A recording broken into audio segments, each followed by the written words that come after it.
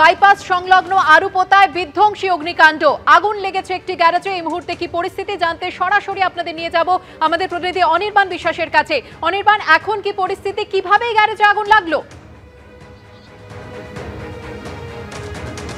দেখো, তুমি দেখতেই পাচ্ছ যে একেবারে আগুন কিন্তু এখন অনেকটাই নিয়ন্ত্রণে এবং দমকলের দুটি ইঞ্জিন এখানে কাজ করছে, আরও একটি ইঞ্জিন ইতিমধ্যে এসে উপস্থিত হয়েছে। প্রায় 10 থেকে 12টি গাড়ি, সেই গাড়িগুলো কিন্তু ভস্মীভূত হয়ে গিয়েছে।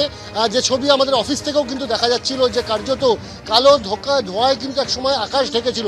এবং এই মুহূর্তে আরুপোতার যে গ্যারেজ, সেই গ্যারেজে কিন্তু আগুন নিয়ন্ত্রণের চেষ্টা, যেমন একদিকে শেষ পর্যায়ে, অন্যদিকে কোথাও কোনো হিডেন ফায়ার রয়েছে কিনা সেটাও কিন্তু খুঁজে দেখছেন দমকলের আধিকারিকরা।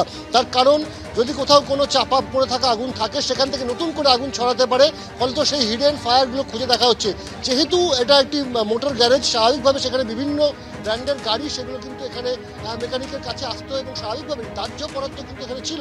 সেই কারণে কিন্তু আগুন দ্রুততার সঙ্গে ছড়িয়ে পড়ে। তুমি দেখতেই পাচ্ছ যে একের পর এক গাড়ি সেগুলো কিন্তু কার্যত পুড়ে খাক হয়ে গিয়েছে। এবং এই মুহূর্তে দমকল কর্মীরা গাড়ির মধ্যে থাকা বিভিন্ন আগুন, যেখানে যেখানে আগুন তারা দেখতে পাচ্ছেন, সেগুলো তারা নিভিয়ে ফেলবার চেষ্টা করছেন। গ্যারেজের যারা কর্মী তারা কিন্তু প্রাথমিকভাবে চেষ্টা করেছিলেন এই আগুন নিয়ন্ত্রণে আনার, কিন্তু আগুন কিন্তু মুহূর্তের মধ্যে একটা বড় রূপ নেয় এবং তারপরে কিন্তু খবর যায় দমকলের কাছে। দমকলের তরফে 3টি ইঞ্জিন পাঠানো হয়েছে এবং এই মুহূর্তে দমকল যেটা করছে, বিভিন্ন জায়গায় আগুন যেন কোনোভাবে আর ছড়িয়ে না পড়ে সেটা যেমন একদিকে নিশ্চিত করা হচ্ছে, কোথাও কোনো হিডেন ফায়ার রয়েছে কিনা সেটাও কিন্তু তারা খুঁজে দেখছেন। P4 insulated water tanks, kitchen and bath fittings, বিশুদ্ধ জল, সুস্থ জীবন, P4 আজীবন। দমকলের তরফে নিশ্চিত করা হচ্ছে যাতে কোথাও কোনো দাহ্য বস্তু, অর্থাৎ বিভিন্ন তেল, মোবিল বা এরকম জাতীয় যে সমস্ত দাহ্য পদার্থ রয়েছে সেগুলো যাতে সরিয়ে ফেলা যায়। এবং এই মুহূর্তে কিন্তু আমরা দেখতে পাচ্ছি যে কর্মী যারা রয়েছেন গ্যারেজের, তারাও কিন্তু সমানভাবে কাজ করছে। এবং আমার ক্যামেরা পার্সন উজ্জ্বল ঘোষকে দেখাতে বলবো যে এই গ্যারেজ সংলগ্ন কিন্তু আরও বিভিন্ন গুদাম রয়েছে, গ্যারেজ রয়েছে।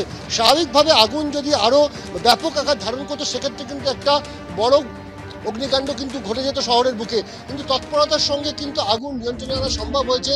প্রায় 40 মিনিট আগে কিন্তু আগুন লেগেছিল এবং এই মুহূর্তে আমরা দেখতে পাচ্ছি যে দমকল কর্মীরা তারা কিন্তু যেমনভাবে, সেটা কখনো হোস পাইপ দিয়ে, কখনো জলের বালতি নিয়ে, তারা কিন্তু বিভিন্ন জায়গায় আগুন কিন্তু নিয়ন্ত্রণে আনবার চেষ্টা করছে। এবং আমরা দেখতে পাচ্ছি যে সাদা ধোঁয়া বেরোচ্ছে, যেটা কিন্তু দমকলের পরিভাষায় বলা হয় যে আগুন যখন নিভে যায় সেই সময় কিন্তু আগুন থেকে সাদা ধোঁয়া বেরোতে শুরু করে। এবং এই মুহূর্তে তুমি দেখতে পাচ্ছ যে স্থানীয়রাও কিন্তু একই সঙ্গে এই আগুন নেভানোর কাজে কিন্তু সহযোগিতা করছে দমকল কর্মীদের। তবে যেহেতু এটা একটি মোটর গ্যারেজ, স্বাভাবিকভাবে প্রচুর পরিমাণে দাহ্য পদার্থ থাকে এবং তা থেকেই কিন্তু আগুন ছড়িয়ে পড়েছে বলে মনে করা হচ্ছে। তবে কিসের থেকে কিভাবে আগুন ছড়ালো সে বিষয়ে কিন্তু এই মুহূর্তে কিন্তু মন্তব্য করতে নারাজ দমকল কর্তৃপক্ষ। ধন্যবাদ অনির্বাণ।